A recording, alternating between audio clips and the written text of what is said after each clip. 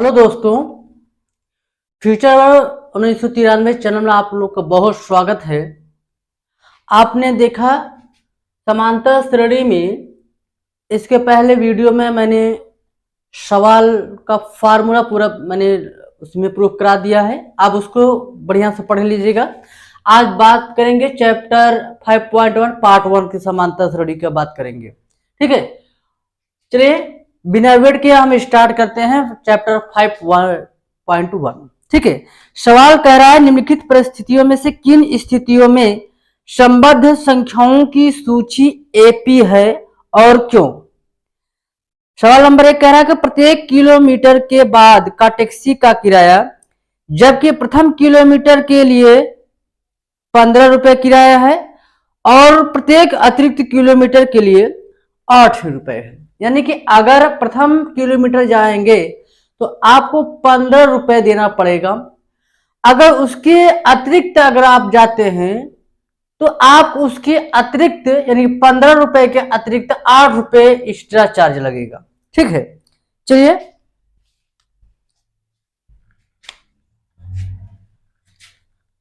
सवाल नंबर 1 का पहला कह रहा है प्रथम किलोमीटर के लिए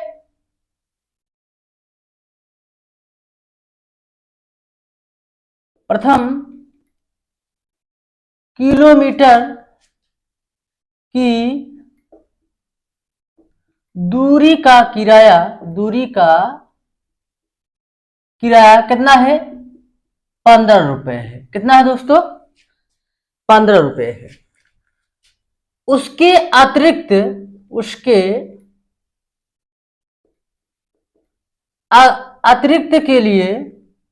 अतिरिक्त के लिए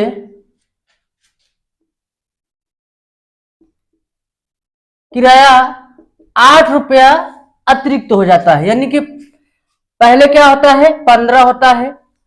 अब उसके अतिरिक्त जा रहा है, 1 किलोमीटर के अतिरिक्त जा रहा है दोस्तों, तो हम उसमें 8 रुपये अतिरिक्त चार्ज देना पड़ेगा। ठीक है, तो 15 अब दूसरे किलोमीटर चलेंगे तो हम 8 उसमें ऐड कर देंगे, यानी कि 15 8 कितना हो जाएगा? 23। ठीक है, अब उसके अतिरिक्त और आगे चलेंगे तब कितना हो जाएगा दोस्तों? तो 23 में 8 जोड़ देंगे, कितना हो जाएगा? 31। उसके अतिरिक्त जाएंगे तो पुनः 8 जोड़ देंगे, कितना हो जाएगा? 39। तो दोस्तों इस प्रकार जो है आपको 8 8 अतिरिक्त तो जोड़ते चले जाना है, तो आपको पूरा जो है श्रेणी प्राप्त हो जाएगी। अब देखेंगे यहां पर ये अब हमको बता रहा है कि अब आप बताना है कि ये एपी में है कि नहीं, यानी अरिथमेटिक प्रोग्रेशन में है कि नहीं, समांतर श्रेणी में है कि नहीं। तो आइए जांच करते हैं हम। इसको क्या मान लेते हैं? T1, इसको मान लेते हैं T2, T3, T4। ठीक है, चलिए चेक करते हैं सार्वंतर के लिए क्या होता है। आप जानते हैं द्वितीय पद में जब प्रथम पद घटाया जाता है तो सार्वंतर यानी कि T2 में से T1 निकालेंगे, T3 में T2 निकालेंगे, मतलब उसका बाद वाला पद पहले वाले पद से घटाया जाएगा। T4 में से T3 घटाया जाएगा। तो T2 क्या है दोस्तों? यानी कि 23 माइनस 15 हो जाएगा। T3 क्या है? 31 माइनस 23 हो जाएगा। 39 में से 31 घटा देंगे तो अब आप जानते हैं कितना आएगा दोस्तों? जब इसमें घटाएंगे तो 8 आ जाएगा। इसमें कितना आ जाएगा? 8 आ जाएगा। इसमें क्या आ जाएगा? 8 आ जाएगा। ठीक है, तो आप देख रहे हैं सभी में समान आ रहे हैं, सभी में सार्वंतर समान है, अतः यह श्रेणी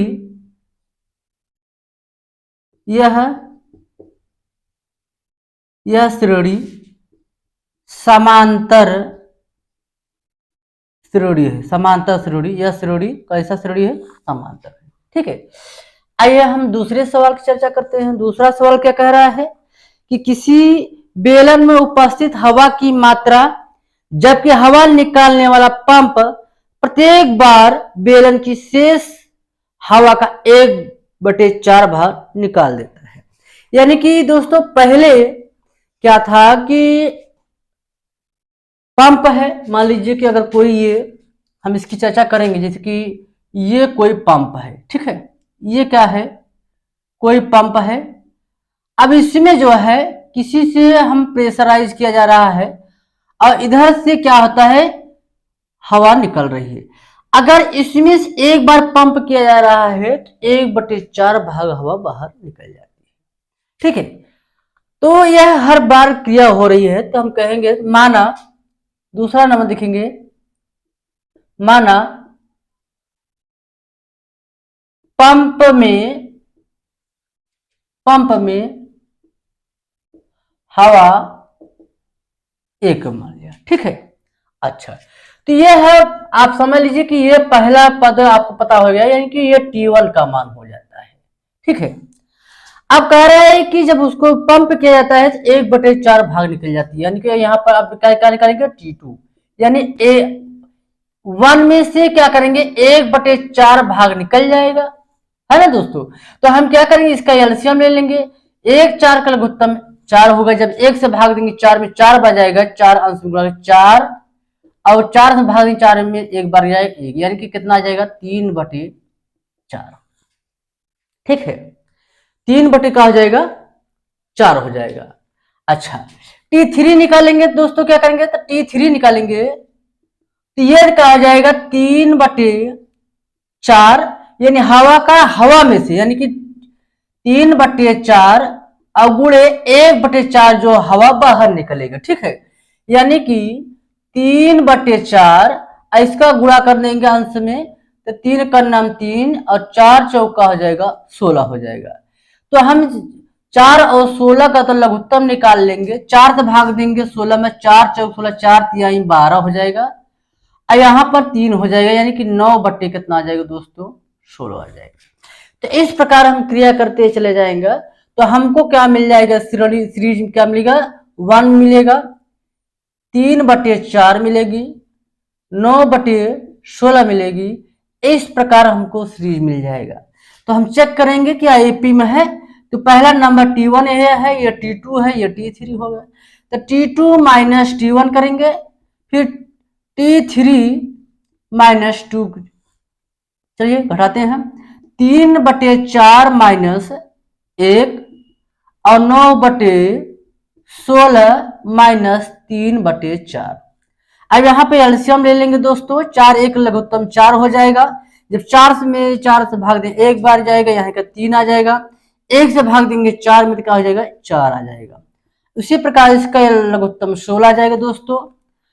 अब 16 से भाग देंगे 16 में एक बार जाएगा, यानी कि यहाँ 9 आ जाएगा, और 4 से भाग देंगे 16 में, 4 चौके 4 तिहाई का आ जाएगा 12 आ जाएगा, ठीक है। तो क्या करेंगे, अब 3 में से 4 जाएगा, कितना जाएगा, -1/4 आ जाएगा दोस्तों। यहाँ पर देखेंगे 9 में यानी माइनस ज्यादा है, तो 12 में से -3 का हो जाएगा 16 आ जाएगा, ठीक है। अब देखेंगे दोस्तों, यहाँ पर जो सार्वंतर जो होता है भिन्न भिन्न आ रहा है, अतः हम क्या कहेंगे, अतः दोस्तों क्या कहेंगे, यहां लिखेंगे, चूंकि सार्वंतर सार्वंतर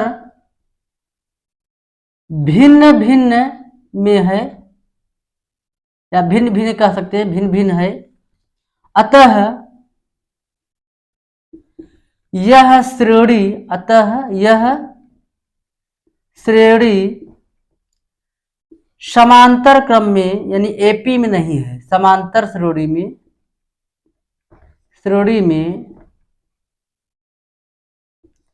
नहीं है, समांतर श्रेणी में नहीं है। तीसरा नंबर सवाल कह रहा है, प्रत्येक मीटर की खुदाई के बाद एक कुआं खोदने में आई लागत, जबकि प्रथम मीटर की खुदाई के लिए 150 और बाद में प्रत्येक मीटर की खुदाई की लागत 50 बढ़ती जाती है। यानी कि प्रथम 1 मीटर अगर गड्ढे खोदा जा रहा है तो उसका जो है 150 रुपये यानी 150 रुपये हो जाती है दोस्तों। लेकिन जैसे उसके और अतिरिक्त उसको जब गड्ढे खने जाते हैं उसमें 50 रुपये क्या हो जाती है, बढ़ जाती है। यानी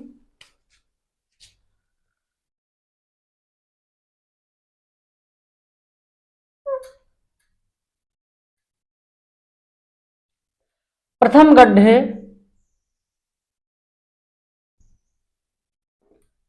गड्ढा की खुदाई के लिए 150 रुपए देना पड़ रहा है। उसके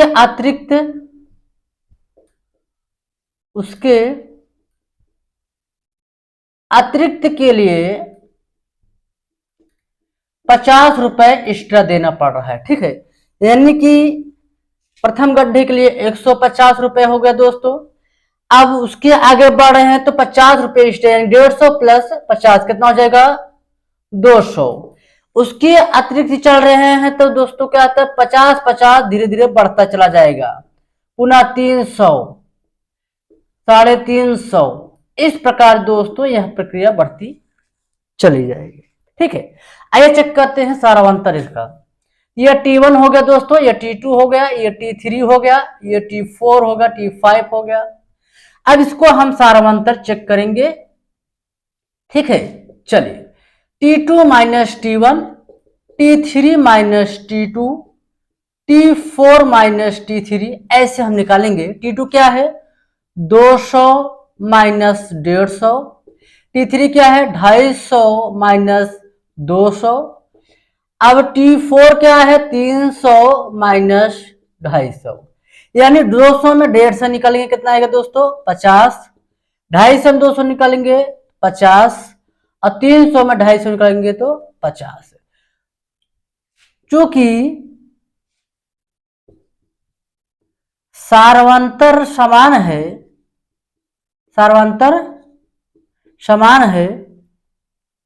अतः यह श्रेणी समांतर क्रम में है।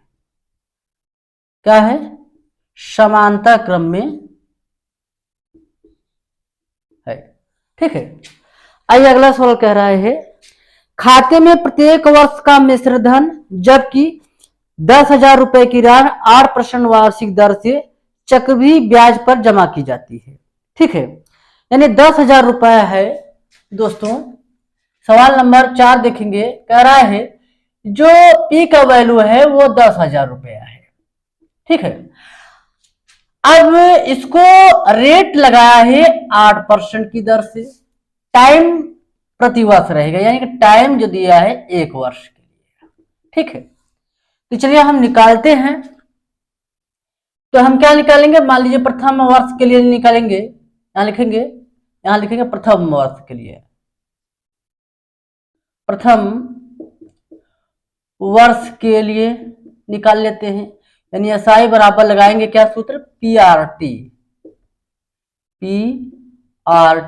अपान 100। पी का वैल्यू कितना दिया है दोस्तों 10,000। ठीक है, रेट कितना लगा, टाइम कितना है 1/100, डबल जीरो यहां पर कट जाएगा, तब जो इसमें गुणा करेंगे तो कितना हो जाएगा 800 रुपए। यानी दोस्तों की 10,000 रुपए के 1 वर्ष का ब्याज कितना है दोस्तों 800 रुपया। ठीक है, चलिए तो अब इसका हम क्या करेंगे, इसमें मिश्र धन जोड़ देंगे, यानी कि 10,000 रुपए प्लस 800 ब्याज आया है, कितना हो जाएगा दोस्तों 10,800 रुपए हो जाएगा। ठीक है, अब द्वितीय वर्ष के लिए निकालेंगे, द्वितीय वर्ष के लिए। अच्छा दोस्तों, इसको मैंने ब्याज जोड़ क्यों दिया, क्योंकि प्रथम वर्ष का जो मूलधन था 10,000 रुपए है, जब उसका ब्याज आ गया तो दूसरे वर्ष का जो है ब्याज इसमें ऐड कर दिया है। ठीक है, अब हम दूसरे वर्ष का निकालेंगे ब्याज, वही SI का ही फार्मूला लगा लेंगे, 10,800 रुपए का वही 8% की दर से दूसरे वर्ष के लिए। ठीक है, रेट आपका वही रहेगा। ठीक है, अब इसका मल्टीप्लाई कर लेंगे, हम इसका गुणा कर लेंगे, कितना हो जाएगा, तो आप कहेंगे 864 रुपए हो जाएगा।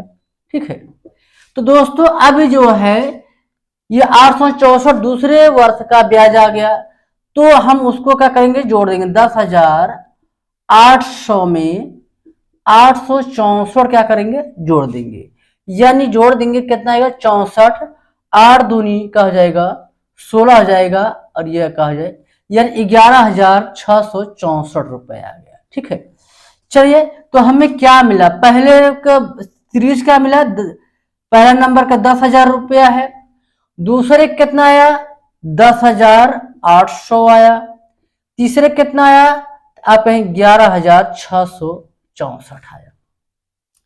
तो दोस्तों पहले का ये जो होता है घटाएंगे, ये T1 आया, ये T2 आया, ये क्या आया T3 आ गया। ठीक है, अब इसको क्या करेंगे,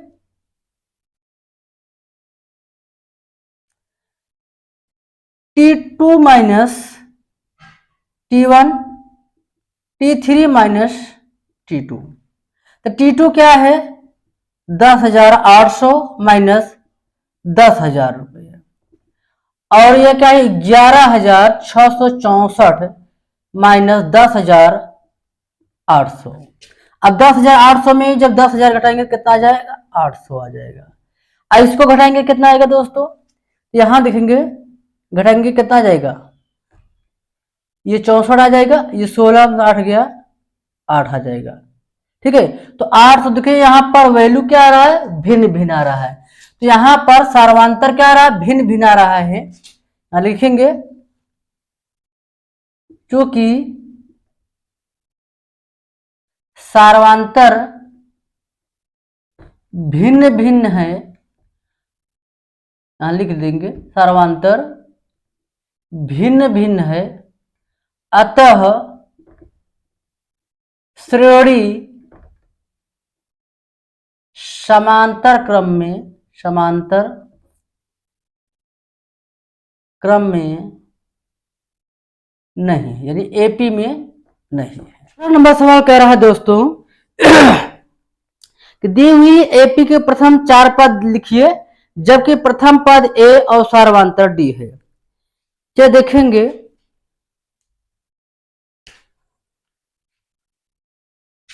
दूसरा का पहला नंबर दिया है ए बराबर 10 और डी बराबर 10।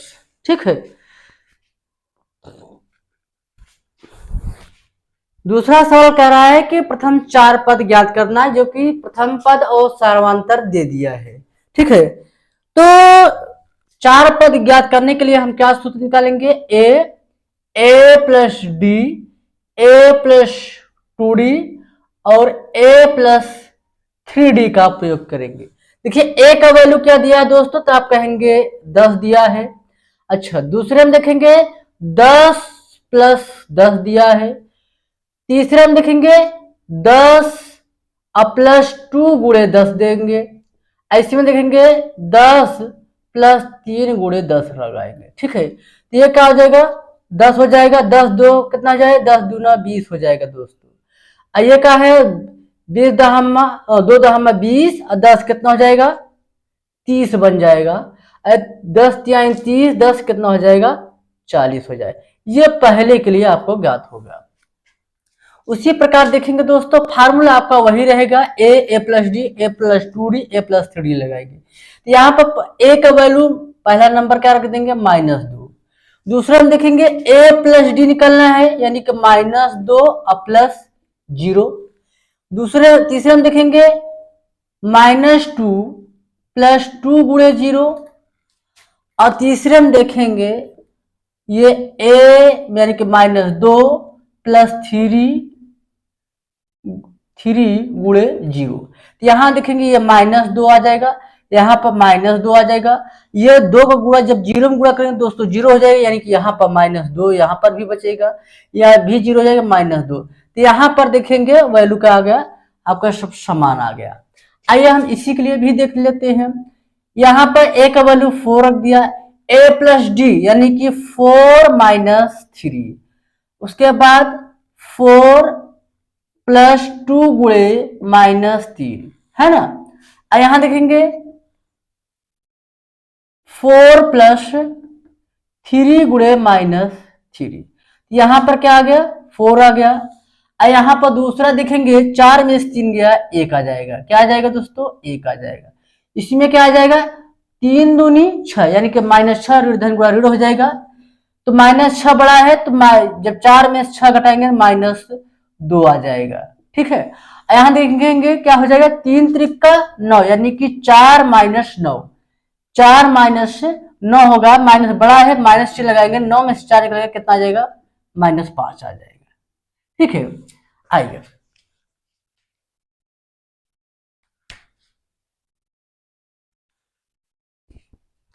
a बराबर -1, a बराबर -1 और d बराबर 1/2।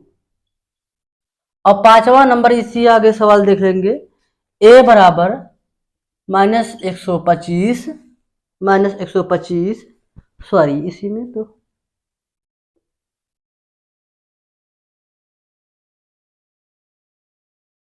-1.25 और डी का मान -0.25। आइए चौथा नंबर बात करते हैं इसी पर।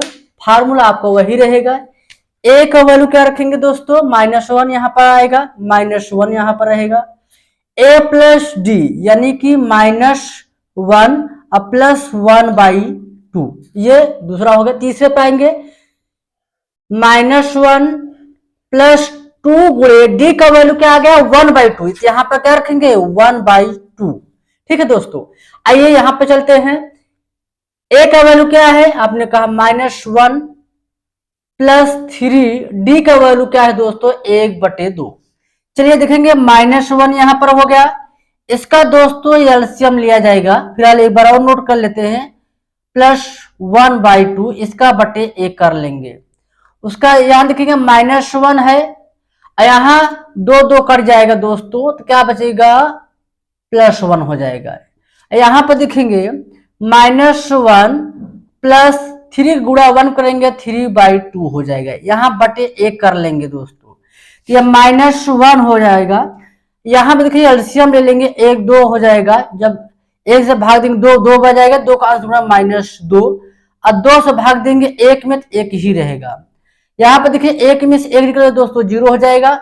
यहाँ पे एलसीएम 2 ले लेंगे, 1 से भाग देंगे 2 में 2 बार गया, 2 का यहाँ अंश गुणा -2, और प्लस जब 2 से भाग देंगे 2 में 1 बार गया तो यहाँ पर क्या आएगा 3, यानी कि -1 यहाँ पर आया, -2 में 1 गया, क्या -1/2 आ जाएगा, यहाँ पर 0 आ जाएगा, यहाँ पर 3 में से 2 निकल जाएगा, क्या आ जाएगा दोस्तों 1/2, ये आपका सीरीज मिल जाती है। उसी तरह ये इसका मान देखते हैं, ए का वैल्यू क्या आया है, तो आप कहेंगे -1.25। दूसरे पर आइए ए प्लस डी, ए क्या मान है -1.25 प्लस डी का वैल्यू क्या है दोस्तों, यहाँ पर -0.25। यहाँ पर ब्रैकेट दोस्तों लिखे हैं ताकि आपको पता चल सके कि यहाँ प्लस है यहाँ माइनस है। ठीक है, अब आइए यहाँ पर ए का वैल्यू क्या है -1.25 अब +2 गुणे डी का वैल्यू क्या है -0.25। ठीक है, यहाँ पर एक का मान क्या है -1.25 +3 डी का मान क्या है दोस्तों -0.25। ठीक है, अब यहाँ पर जब 1.25 आ जाएगा, यहाँ पर देखेंगे -1.25 ऋण गुणा दोस्तों ऋण होगा, यहाँ पर 0.25 आ जाएगा। ठीक है, यहाँ पर देखेंगे -1.25 ऋण गुणा का हो जाएगा ऋण हो जाएगा, अब 0.25 2 का मल्टीप्लाई करेंगे कितना आ जाएगा 50, यानी कि 0.50 हो जाएगा। ठीक है, अब यहाँ पर देखिए -1.25 ऋण गुणा क्या हो ऋण हो जाएगा, जब 25 का 3 में मल्टीप्लाई 0.75 आ जाएगा। ठीक है, अब इसको हम क्या करेंगे, क्योंकि दोनों वैल्यू ऋणात्मक हैं इसलिए जुड़ जाएंगे, यहाँ यानी कि 25 पैसे में जुड़ जाएगा, यानी कि -1.50 हो जाएगा। उसी प्रकार माइनस ये दोनों ऋणात्मक जुड़ जाएंगे तो क्या हो जाएगा, ये 25 पैसा और 50 पैसा जुड़ जाएगा, यानी कि 1.75। ठीक है, ये दिखेंगे ये दोनों ऋणात्मक है, ये भी 1 लिखेंगे, 1 क्या यहाँ पर जोड़ा जाएगा, यहाँ 550 हो जाएगा, 1 कैरी हो जाएगा 7 2 9 और 1 कैरी 10 1, यहाँ पर देखिए 1 कितना हो जाएगा 2 आ जाएगा, यानी कि माइनस यहाँ पर, ये आपका अगला सीरीज हो जाएगा।